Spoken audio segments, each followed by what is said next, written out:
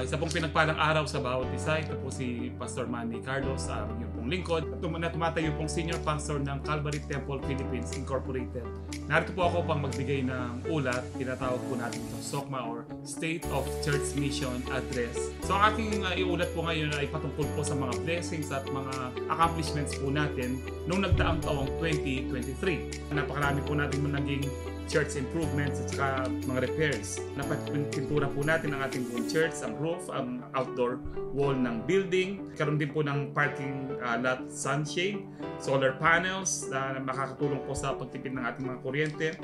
At sa blue room po natin may mga improvements po. Ito po yung tinatawag natin mga nursery. Sa function hall din po natin, sa pulpit at offices ay naka-glass panel na po at saka po yung ating mga pintuan. Nakapag-painting po rin tayo ng pedestrian dyan po sa harapan po natin.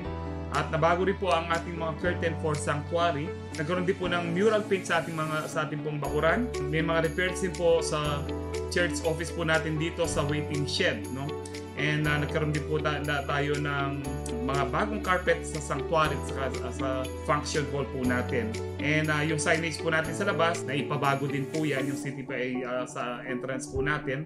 Maging sa hallway po natin, may mga improvements po tayong mga ginawa po dyan. Mga karagdagang gamit lamang din po ang mga binili po natin last year. Ito po yung mga solar floodlights po natin. Nakabili po tayo ng 2 units, dashcams para po sa ating mga sasakyan ng ating church. May mga LED lights din po tayo, LED strips, power washer, photo booth equipment. 2 units po ng B3 speakers, JBL speaker for funeral services, speaker stand, cable and condenser, nandyan din po. At mga subwoofer po, meron po tayong 2 unit din po na bago, 2 din po na lapel, table mixer at 12 pieces pong smoke detectors, 3 units of additional CCTV, 3 units emergency lights, lifeline tables at saka po office chairs, meron din po at may mga chain and bracket lift for speakers na nabili din po tayo. Bumili din po tayo ng bagong vacuum, ladder at mop squeezer. Bumili din po tayong karagdagang mga Christmas decors, communion wares po natin at 2 laptops po for accounting at saka po para po sa worship, arts and music tech po natin. 2 units din po ng Iwata air cooler. Noong taong 2023 makita po natin na napakasaya talaga pong mabiyaya ang mga programang nangyari po sa ating church, no? Ito po yung mga gastusin po natin sa mga sumusunod na mga programa nung last year. Nagkaroon po tayo ng Purity Seminar last January na nagturo po sa atin si Pastor Lito Sampan, galing pa po ng Fresno, California. May mga gastusin din po tayo nung Mother's Day at saka Father's Day celebration po natin nung May at saka po June. Nagkaroon din po tayo ng Eschatology, a study of end times nung May. Discovery Education Program, 2 beses po yung nangyari sa isang taon. Water Baptism para sa adults and kids. First Timers Quarterly Fellowship. At nagkaroon po tayo ng 6th and 7th Forerunners Assembly nung May at saka po nung November. At sa Calvary Kids Vacation Bible School po natin, nagkaroon din po tayo ito nung last July at August sa San Pedro, Dapdap, Dukit, Halvin, at saka nabigay din po tayo ng mga school supplies. Nagkaroon din po tayo nung last July ng Mission Sunday. Nag-celebrate din po tayo ng Pastor's Appreciation Day last October. At nung November po, Medical Mission in partnership with Operation Blessing. Ito po yung sa 700 Club, no? Tumanggap po ng mga biyayang itong natulong ay ating mga church members at ang mga ilang residente dito po sa ating barangay Agapito. Nagkaroon din po tayo ng mga CU nights at worship night before our anniversary nung last November. Praise the Lord, no? Nag-celebrate din po tayo ng 70th anniversary ng ating church. Sa ating tema is Spirit-Filled Church. Nung December din po, nagkaroon din po ng Children's Day, maging Workers Night last December, na umabot po ng halos na 400 workers po. Namigay po tayo ng mga regalo dito, mga minor and major raffle prizes po. At noong December din po, nagkaroon po tayo ng isang linggong simbang gabi. At nagkaroon din po tayo ng mga Christmas Eve at saka po New Year's Eve services. Sa mga outreaches na naman po natin, organization po natin CTMI, nagkaroon din po tayo ng Christmas party.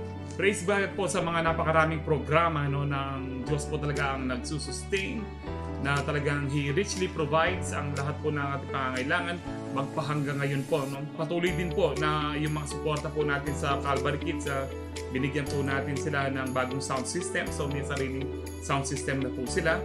At mga improvement po sa sanctuary po ng Calvary Kids, nagaganap po yan tuwing services po natin sa third floor po ng BCA building. Nagkaroon din po ng mga ibang office equipment sa Calvary Kids tulad po ng tablet, laptop. Pin-upgrade din po ang computer dun sa kanyang memory card. Ganon din po ang Calvary Kids, may mga furniture at saka fixtures po tayo katulad po ng cabinets, igloo, monoblock chairs. At bumili din po tayo ng 10 pieces vest para po sa mga bata. At tayo po patuloy na binibless po ng Lord. No? We are blessed to be a blessing. Madalas po natin itong dinideclare sa ating iglesia. At patuloy po ang mga iba't ibang suporta po natin sa iba't ibang pastors, churches, mga Christian organizations, at saka iba't ibang charity works na pinagkakaloob po sa atin ng Panginoon. Nauna na po ang CTMI sa Asian Center for Mission or ang ACM, maging sa FEBC 702DZAS, sa PCEC or Philippine Council for Evangelical Churches. May monthly support din po tayo dyan. Namigay din po tayo ng mga Bibles, maging po sa Calvary Doña Adela o tinatawag po nating Jesus the Good Shepherd din.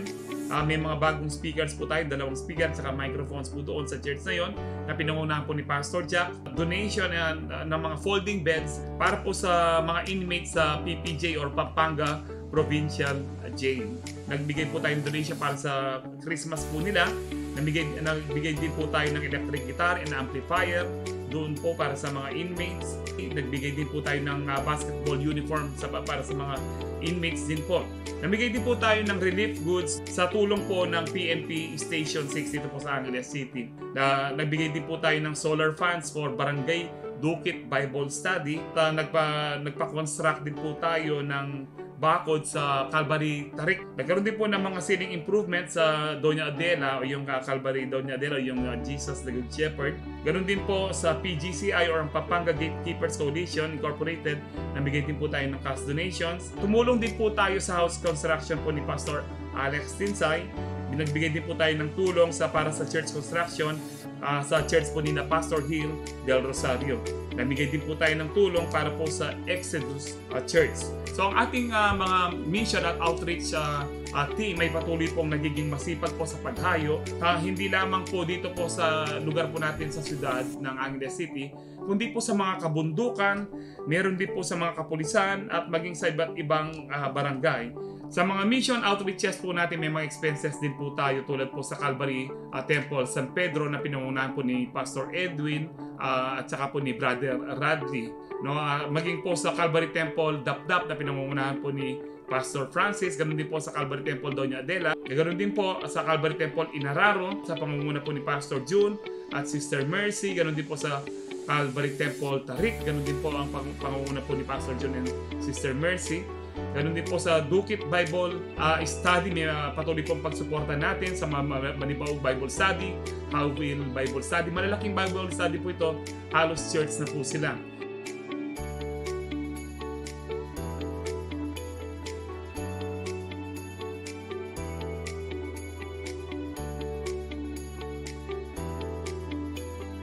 Ganun din po sa ating PNP or sa Philippine National Police, sa pangunguna po ni Pastor Israel, Pastor June at Pastor Jack.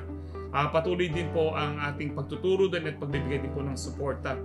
Ganon din po sa Pampanga Provincial Jail, ang pagtulong po natin tuloy-tuloy din po ito sa pangunguna naman po ni Brother Jess Cortez. Dahil ko naman po tayo sa mga kabataan ngayon, ang Utopia 316 Foundation ay patuloy din po tayong nakikibahagi sa iba't ibang paaralan po dito sa Angeles City sa mga programa po nila, katulad po ng Brigada Eskwela at saka po mga school recollections. Regular po ito taon-taon. Purihin po ang Panginoon na nagagamit po ang ating mga kabataan sa pangunguna po ni Pastor Joshua Zapata. At nagkaroon din po tayo ng mga spiritual retreat ng Department of Education sa Angeles City nung last April at saka po sa Tarlac nung last November. Ito po ay mga principal at saka po mga supervisors at mga superintendent din po. Purihin po Panginoon, naabot po natin sila. Purihin po ang Panginoon na marami din po tayong natulungan sa mga kapatid po natin mga nagdadialysis. inabutan po natin sila ng mga tulong, financial, medical at benevolence po. Ilan po dito sa mga members po natin at hindi din po natin member ng church, mga non-members po natin, ay nagbigay din po tayo ng mga assistance. May mga regular po tayong monthly medical assistance na dalawa po nating member. Namigay po tayo last year sa mga 115 beneficiaries po na medical assistance. Ang iba po dito, hindi natin mga members. Benevolence naman po, 65 po ang tumanggap. Sa financial assistance, 18 naman po ang mga tumanggap. At sa tulong at biyaya po ng Panginoon, nabigay din po tayo ng mga patuloy natin sinusuportahan ang ating mga estudyante na nag-aaral sa Bible School at saka sa secular school. Meron po tayong 4 na nag-aaral po sa International Bible Seminary po natin. Ganon din po sa secular school, may mga pinag-aaral po tayo na nag-take po ng education, psychology, criminology at tourism. Patuloy din po ang mga expenses po natin. Talagang sinusupply po ng Lord abundantly.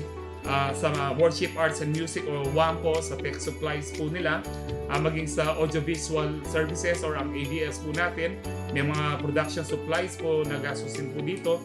Ang Calvary Kids po, may mga regular na supplies po natin binibigay. Maging sa mga visitation team po natin, may mga regular po tayong gastusin po dito na sinusupply din po natin. Ganun din po sa mga monthly regular expenses po natin, salaries and wages ng ating mga workers, kasama na po kami mga pastors dyan, mga allowances, ang kuryente po natin, light and power, meals, representation, rice subsidy sa mga AITA pastors po natin and workers, mga workers po na binibigyan po natin ng allowance po monthly.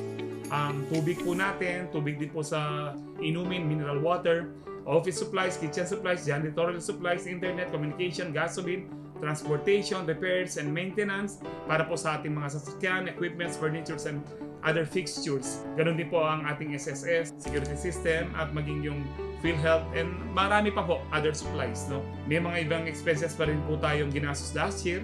Nagpa-survey at saka soil testing po tayo dito po sa ating parking lot na pinag-pray po natin, na pinaghanda po natin na magpatayo po ng bagong eskwelahan po dyan ng BCA. Renewal of permits, insurance, HMO, building pest control, lab gifts for invited speakers, staff uniforms, seminars, church ID lab gift. Yan, nagbibigay din po tayo. Higit po sa lahat, ang pinakamalaking biyaya din po natin, bukod po sa napakaraming kaluluwa na dinagdag po ng Panginoon, ay ang ating Esther Lot, ito pong tabing church po natin, na pinagkaloob po ng Lord na kahit mahal po, na kahit imposible po na meron po tayong dapat na bumibili po dyan na talaga po marami po siyang pera, pero ang may-ari po, niloob po niya sa iglesia po natin ibigay para po sa kapurihan ng Panginoon. Nagkaroon po tayo ng malaking parking lot po ngayon na talaga pong malaking pakinabang po sa atin. So this year, 2024, I hope na magpatuloy po tayong maging masipag, patuloy na magbunga, patuloy na maging blessing po at alam po natin walang sayang po sa mga pagpapagal po natin, walang sayang po sa mga binibigay po natin, pinagkakaloob po natin sa Panginoon, especially kung ito po ay merong pag-ibig. Maraming salamat po sa mga prayers, sa mga support po ninyo. Ang lahat po ng kapurihan, kalwalatian ay binibigay po natin sa ating Panginoong Hesus lamang. Shalom, shalom.